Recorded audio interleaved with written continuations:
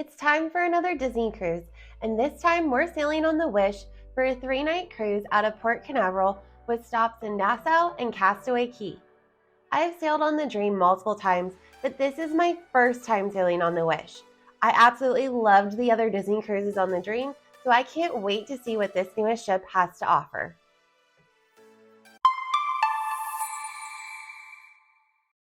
We had a really easy boarding process and got on the ship very quickly. Once on board, we had some time to kill before our room was ready, so we headed up to Marceline Market to grab some lunch. This is a large buffet-style dining option that is open for breakfast and lunch most days. Directly across from Marceline Market is Inside Out Joyful Sweets. This is an ice cream and sweet shop that is themed from inside out, and it is super cute. But everything from here is an additional charge.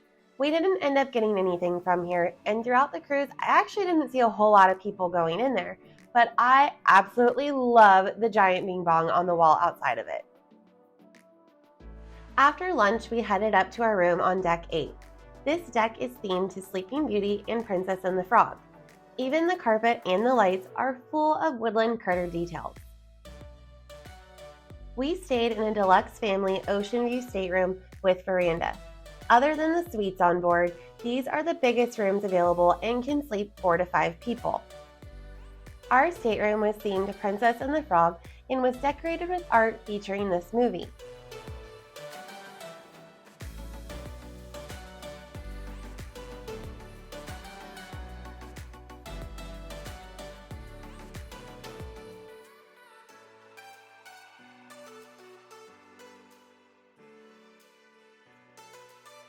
The couch turns into a single bed, and there is an additional pull-down bed located above it. I didn't think the beds were overly comfortable, which was a little disappointing because I thought the beds on the Dream were really comfortable.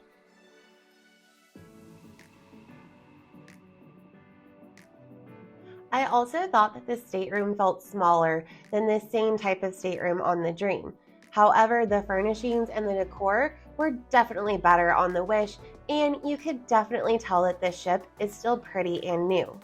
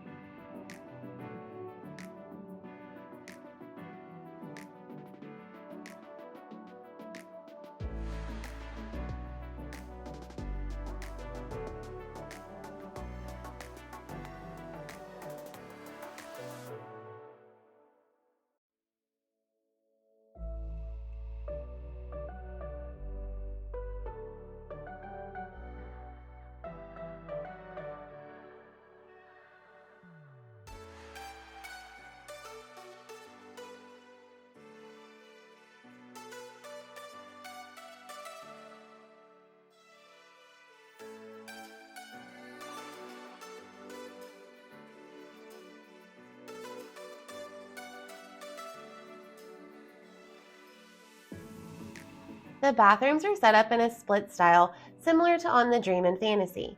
A sink and a shower is located on one side, and then on the other side is a toilet and a sink. This is great for a family sharing a cabin because you now have multiple areas to get ready. I did like the shower much better on the Wish than on the Dream.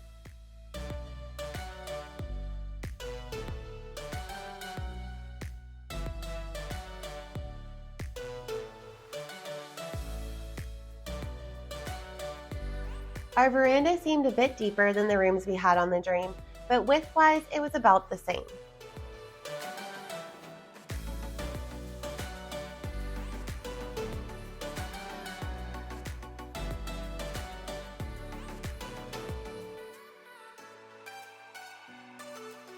To kick off our first night on board, we headed to Nightingale's. This is a Cinderella-themed piano bar that is absolutely stunning inside.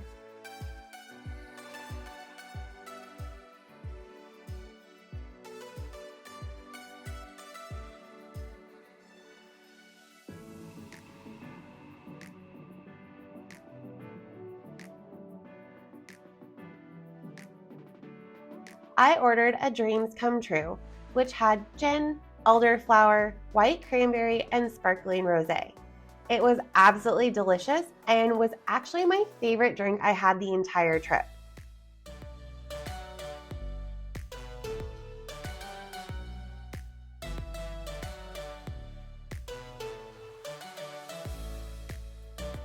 The same as the other Disney cruise ships, there are 3 main dining locations on board that you will rotate through every night for dinner. Your same waitstaff will stay with you each night as you make your way through to the different locations. Our first night was dinner at Worlds of Marvel. This is an interactive dinner with Ant-Man and Wasp as they demonstrate superhero technologies. Throughout your meal, they will pop up on screens to continue the story. I thought this was cute, but I also thought that they really missed an opportunity to have the food play into the show. I was expecting something similar to Pim's Test Kitchen in California Adventure, where some food is way bigger than it should be or way smaller than it should be. Overall, it wasn't bad, but it was just okay. Also, just a heads up about the dining. I have cruised with Disney as a party of 3 and as a party of 4, and we have always been given our own table. This cruise, we were a party of 3 again, but we ended up being paired with another party of 3 at a table for 6. Disney actually does a really good job of pairing up parties that are similar. We were 3 adults, and they were also 3 adults, and all within similar ages to us. It was a pleasure getting to know them over the course of our 3 dinners together, so if you don't get your own table, don't worry, you'll probably meet some really cool people. It's day 2 of our very quick cruise, and today the ship is stopping in Nassau. We decided to stay on board today to explore the ship and enjoy some of its offerings. One thing I didn't love about this ship was that it was a little hard to navigate. Not all of the elevators go to all of the floors, and instead of having elevators located in forward, midship, and aft like the other Disney ships, the Wish only has elevators located in forward and aft. Instead of having one big family pool, there are multiple smaller family pools located all over the Wish and on multiple decks.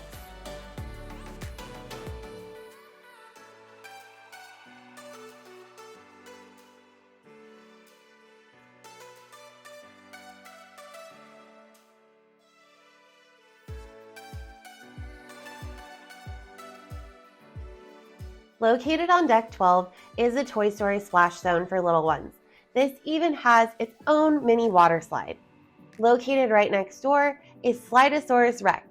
There is also another wading pool located back here.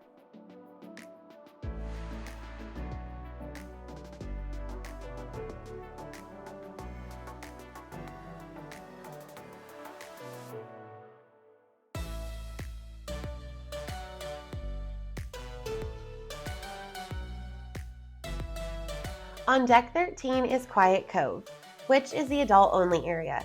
This features an infinity pool plus 2 additional water-relaxing areas. There is a full bar located up here, and around the corner you will find Cove Cafe, which is the adult-only coffee shop. I didn't love the adult-only area on this ship. It kind of felt like an afterthought, and it just wasn't big enough. I know I keep comparing this ship to the Dream, but on the Dream there are 2 separate adult areas, and it just felt like you had more of the ship kid-free than on the Wish. It was also kind of a pain to get up to this area because, like I already mentioned, not all of the elevators come up to Deck 13. On Deck 11, you will find Mickey and Friends Festival of Foods. This is the grab-and-go quick service food court that is open for lunch and sometimes dinner. This features Mexican, pizza, barbecue, traditional American food like burgers and chicken fingers, and soft serve ice cream. I was really excited to try these out because it's so many more choices than on the Dream, but I was a little let down. The food was fine, but it took a really long time to actually get any food. It was also incredibly still and hot through this area, so keep that in mind that you're probably going to want to take your food somewhere more open to eat. Back up on Deck 13 is the Hero Zone. This is a really large space for family recreation. There's basketball courts, foosball tables, and tons of family activities that take place in this space.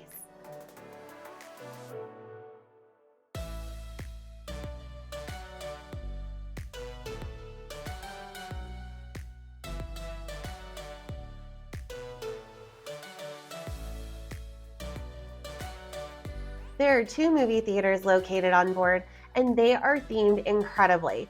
The Neverland Cinema is themed after Peter Pan, and it is just so cute. On the other side is the Wonderland Cinema, which is themed after Alice in Wonderland.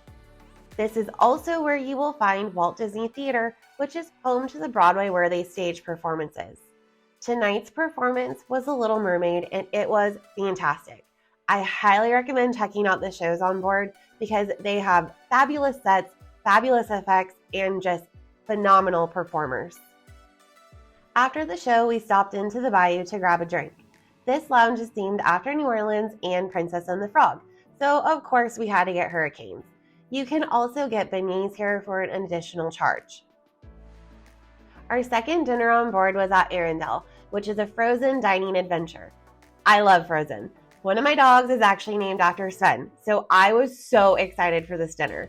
As you enter the restaurant, you actually feel like you've entered Arendelle. You're no longer on a cruise ship. The decor all along the entryway was exactly like out of the movie, and it was just adorable. This dinner is like a dinner theater show, and you are celebrating the engagement of Anna and Kristoff. It is narrated by Okan, and he is a hoot. There are multiple musicians as well as appearances by Elsa, Anna, Kristoff, and Olaf. Not only was this everyone's favorite food of the whole trip, but the experience was just great. The characters even walked around after the show to chat with everyone. Tonight is also pirate night, so after dinner we headed up to watch the pirate deck party and the fireworks at sea.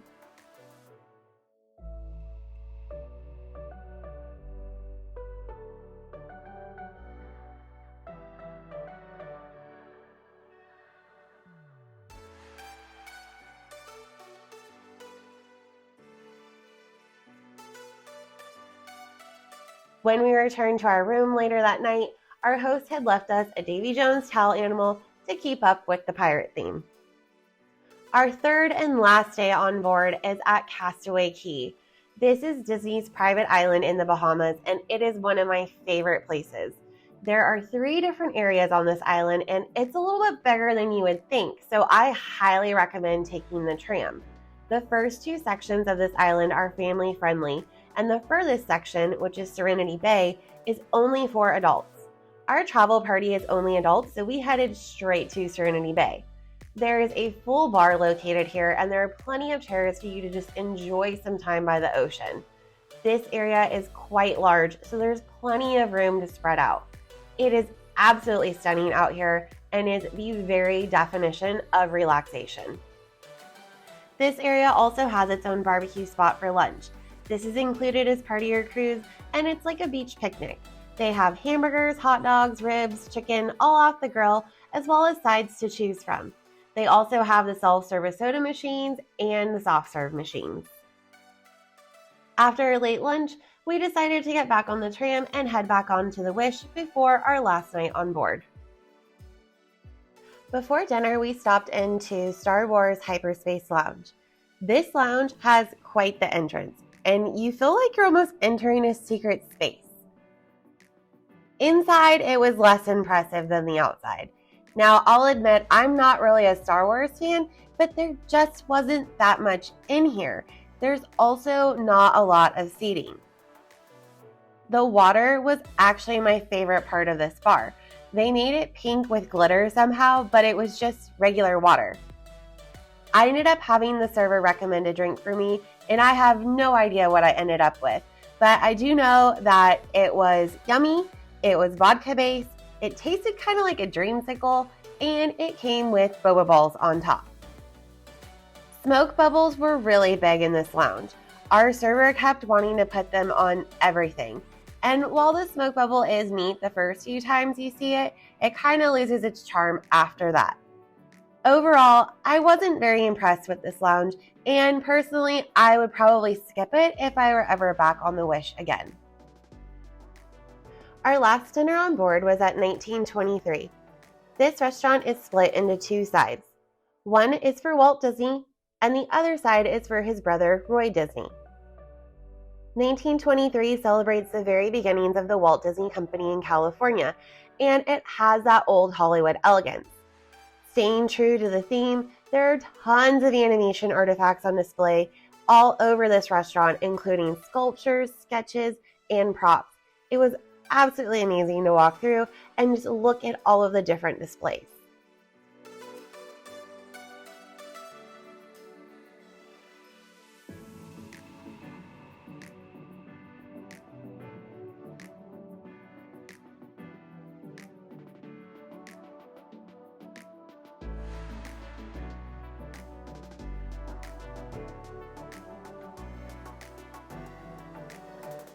Overall, we had a great time on this really quick cruise. I love sailing with Disney. It's one of my favorite types of vacations to take, but this was actually my least favorite out of the Disney cruises I've done so far.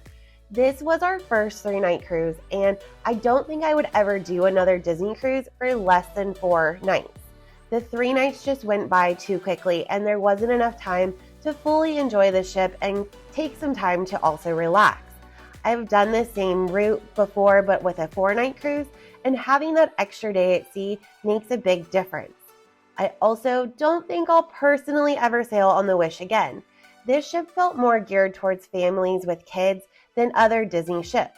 And I get that it's Disney, but there's a lot of adults without kids who cruise with Disney, me being one of them. I normally am traveling with other adults and no kids, so this ship just wasn't the best fit for us.